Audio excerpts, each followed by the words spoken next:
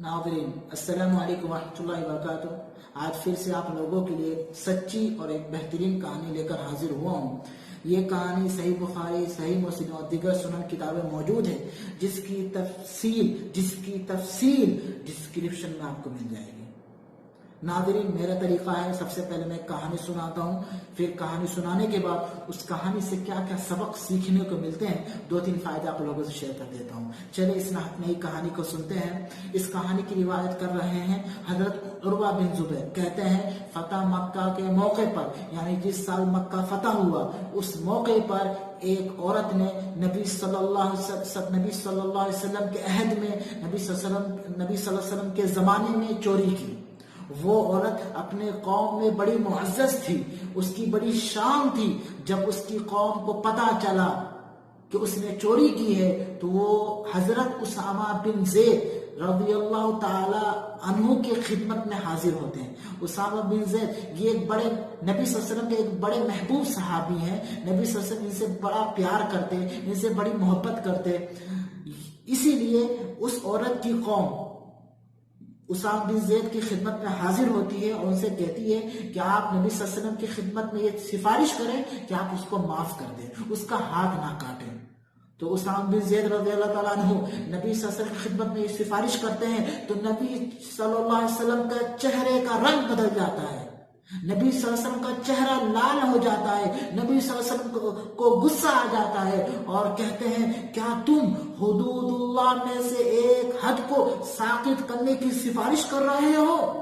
नबी सल्लल्लाहु अलैहि वसल्लम ज़ोहर के बाद खुतबा देते हैं और कहते हैं, ए लोगों, तुमसे पहले के लोग इसलिए हलाक हो गए कि अगर उनमें से कोई अमीर, कोई बड़ा बंदा चोरी कर लेता तो उसको छोड़ देते, उसको माफ कर देते, और अगर कोई कमजोर बंदा चोरी करता तो उस पर हद कायम करते, उसका हाथ काटते। कसम है उस जात की जिसके हाथ में मोहम्मद सल्लल्लाहु अलैहि वसल्लम की जान है, अगर फातिमा बिनते मोहम्मद भी चोरी कर ले तो उसका मैं हाथ काट दूंगा। उसके बाद नबी सल्लल्लाहु अलैहि वसल्लम ने उस औरत को लाने का हुक्म दिया, फिर हुक्म दिया कि उसका हाथ काटा जाए। आयशा रज़ियल्लाहु ताला अन्हा कहती हैं कि जब उसका हाथ काट दिया गया, उसके बाद उसने सच्चे दिल से तौबा कर ली, और रिवायत में है कि उसके बाद उसकी शादी भी हो गई। नाज़रीन, ये कहानी यही मुकम्मल हो जाती है। इस कहानी से क्या क्या सबक सीखने को मिलते हैं, 2-3 फायदा आप लोगों से शेयर करता चलूं। सबसे पहला ये कि मजहब इस्लाम मुसलमानों को, इंसानों को अदल और इंसाफ की तालीम देता है। अगर अदल और इंसाफ नहीं होगा तो हर तरफ जुल्म और जोर फैल जाएगा। हर मुस्लिम को अपने फील्ड में अदल और इंसाफ से काम लेना चाहिए। हर मुसलमान को जो वो काम कर रहा है, जहां वो है, जिस मनसब पर वो फाइज है, वहां वो अदल और इंसाफ से काम ले। मिसाल के तौर पर एक टीचर है, उसके यहाँ 2 बच्चे हैं, उसने कोई होमवर्क दिया, कोई काम दिया, तो उसके लिए है कि वो दोनों की डायरी में होमवर्क लिखे, ताकि उस दोनों के माँ बाप को पता चल सके और उसका होमवर्क करा सके। लेकिन अगर ये औरत सिर्फ एक बच्चे की डायरी में होमवर्क लिखती है और एक बच्चे की डायरी में होमवर्क नहीं लिखती है, तो गोया उसने अपनी जगह जुल्म किया।